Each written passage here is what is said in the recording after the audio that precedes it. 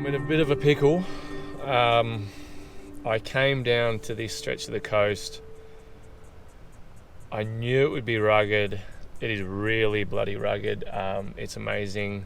I didn't even know there was little spots like this that were accessible down in this part of WA, down the south.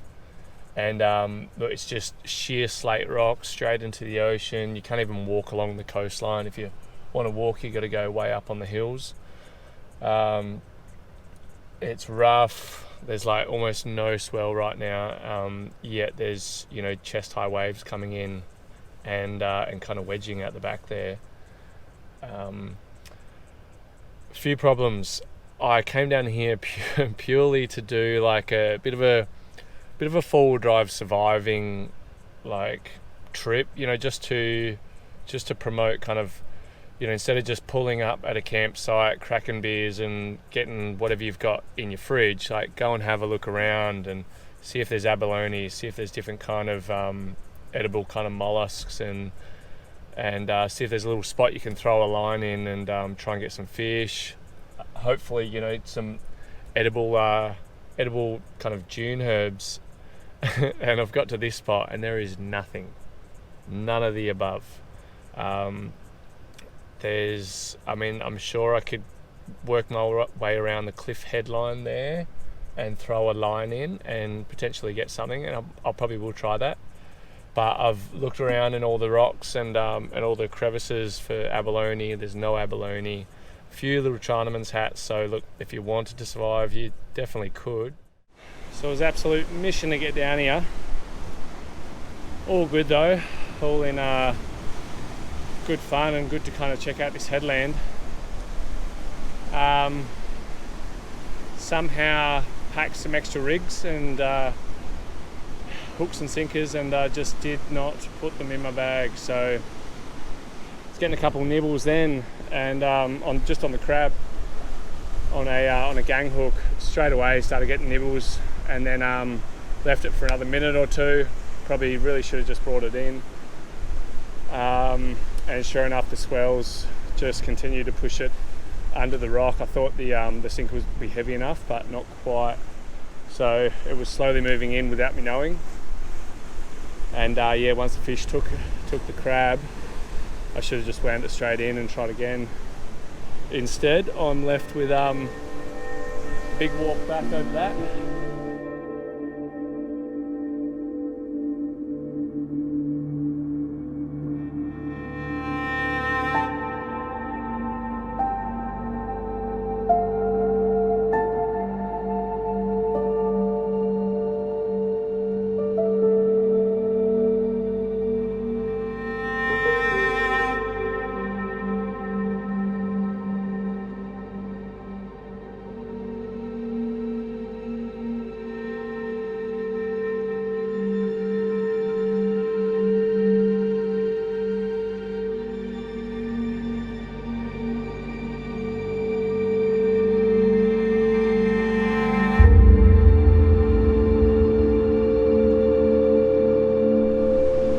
So where we are now, I've never really seen rock formations like this. I mean, it's insane. I'm sure they're still very old rocks, very old granite. It's just, the way it weathers is almost like sheet. Like basically just sheet by sheet of the rock is getting weathered away, falls off, basically turns to sand. Instead of a lot of kind of big granite areas that turns into boulder.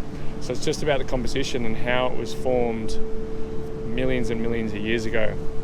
But it's so beautiful. It's such a trip. I never thought I'd see spots like this in WA. I mean, look at this one here.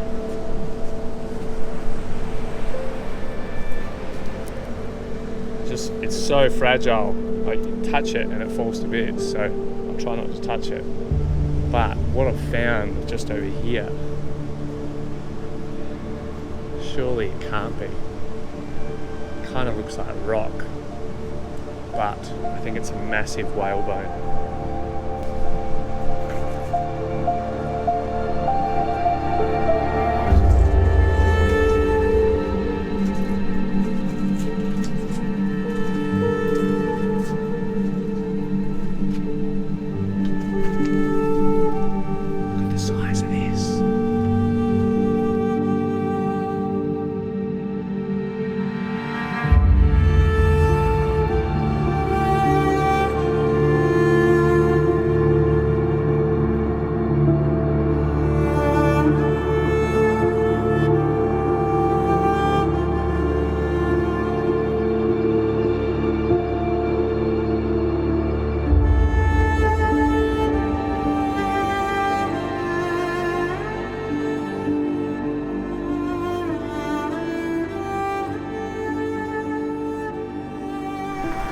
seem to be finding myself on a lot of pinstripe tracks lately. Not ideal, but it's kind of the extent you have to go these days to find a place to yourself.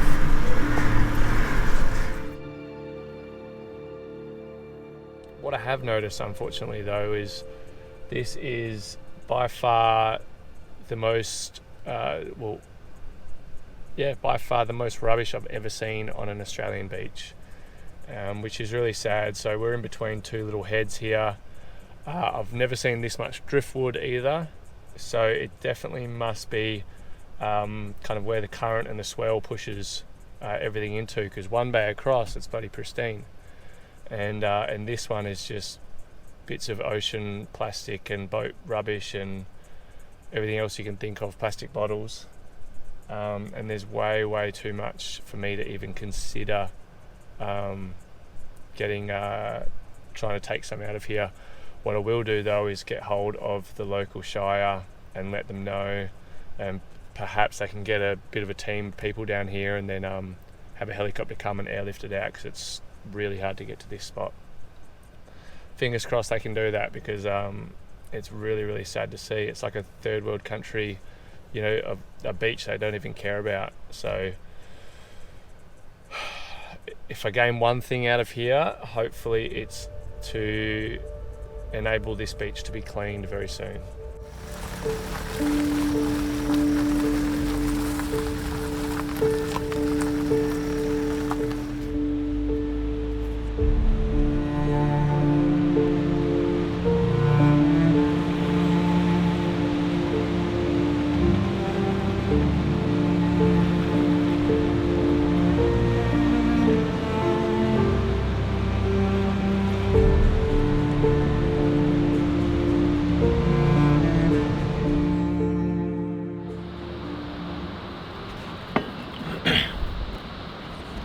So it's still pretty bloody chilly this morning, but my plan is I want to go try and find, well, on this low tide right now, go have a look at the reefs that I can get further out on.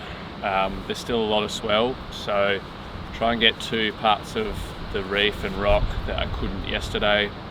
See if there's abalone.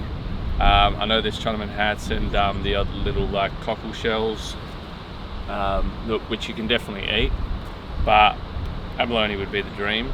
And also going to try and get some sea lettuce and see what other seaweeds are around.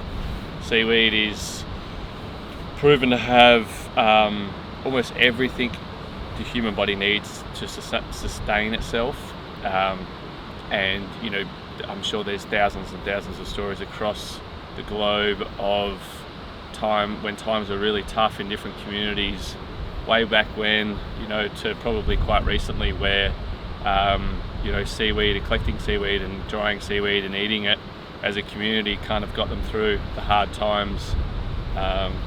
So I want to grab some seaweed, get back, clean it up, and have a little nibble. In my kits for this morning, I've got my dirty old paint scraper. That's my abalone tool. Real stiff paint scraper, straight under, little twist of the wrist, flick the abalone off.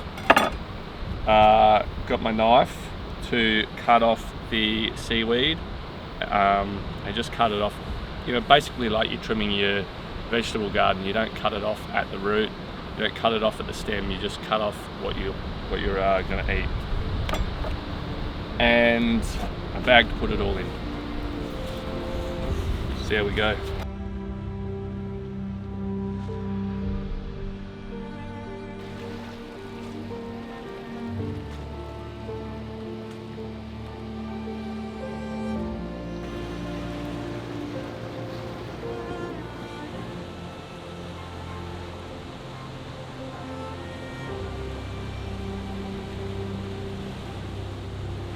Goes to show you how low tide changes everything. Here I was thinking, you know, the abalone yesterday when I rocked up, I was a bit disheartened. I thought maybe it's the rock and the shape of the rock, how they were, that abalone just weren't going to be in this area. Low tide, you can see they're absolutely everywhere, so really good to see. I've only got 5, that's plenty for me for what I need. If you're a survival situation, then it would all be about, you know, how many you can eat, how many you can store before moving to your next spot and try to continue to get out of the situation you're in.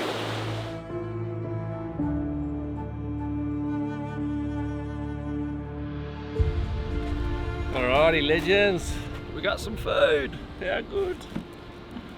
Alright, so we got my abalone stuck together. I also got a Chinaman's hat. Now, I don't know if that's the accurate name for it, but that's all I've ever known them for. And I got it because I haven't tried it, and I think, well, if I'm, you know, preaching basics on survival, you're not going to turn away from something you haven't tried that you know is edible. Seaweed, number one. It's like your very common Western Australian seaweed, washes up after a big storm on the beach. Now the issue, that my understanding is, the lighter the colour, the fresher, the younger it is. So based on that, that's fresh. That's not as fresh, but it's definitely a young seaweed. So that's number two. Number three, I've heard is no good, as in just not pleasant. Still got everything you need inside it. Now that one I cut straight off. Some of this was already washed up and was sitting on the top of a seaweed pile. Would have been last night's high tide brought it in. This one I actually cut off. It is very, very tough. Now the thing with seaweed is generally you got to dry it all out. I don't have time to dry it out. I'm going to keep moving, so I'm actually just going to rinse it in fresh water and then taste it as is. So anyway, I'm not going to tell you how to shuck an ab or a Chinaman's hat or cook it, but that's this is 20 minutes gathering on the shore, low tide, plenty of food there, plenty of goodness, and that's going to keep me alive for a few days. Also, this one here. This one is known as stone crop. Good mate of mine taught me about this one. Yoda or fervor. So if you're in WA and want the kind of bush cooking gathering experience, check him out. Stone crop. I actually really enjoy the taste of it. I think it's kind of like the way I imagine seaweed to taste. A little bit bitter, tinge of sourness to it, but full of juice. So each one of these leaves is almost like a just a little sack of juice. Really, really, really high in vitamin C. So it's going to keep my immunity up, going to keep my stomach happy, my minerals and nutrients in there.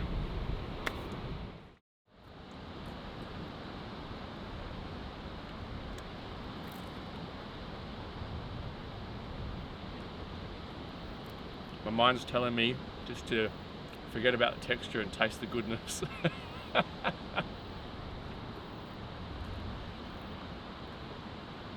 This episode wasn't about survival, it's about encouraging you to learn and understand the areas where you're going camping.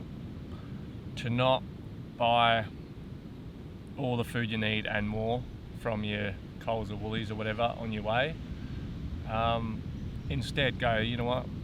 One of these meals we're actually going to have to source ourselves, whether it's fishing or gathering or, you know, trying to source some bush tucker. It's not to say go out and just bite into everything. Do a bit of research, know what you can and can't eat, and just give it a little crack, because it's all too easy to go out and go camping at a spot and take all your food and all your grog, and you pull up at camp and by the time you leave you realise you've probably only walked 100 metres away from your campsite for a leak, and that's about it. So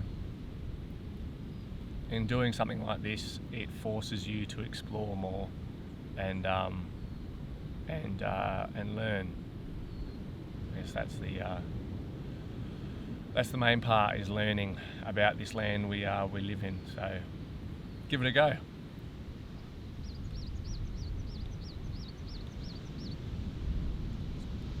It's bloody good. I'm sitting in edible plants right now on the June mustard. I don't know if I'd try it with a hot dog. I probably would, actually. Hot dog, tomato sauce and June mustard.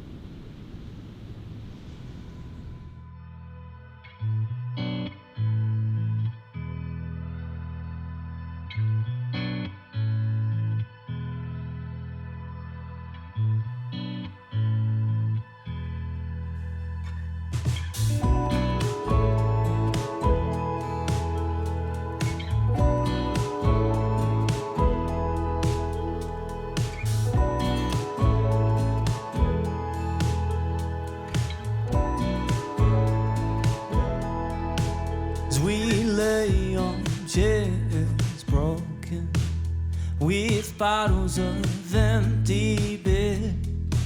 We all sing and we wonder why it all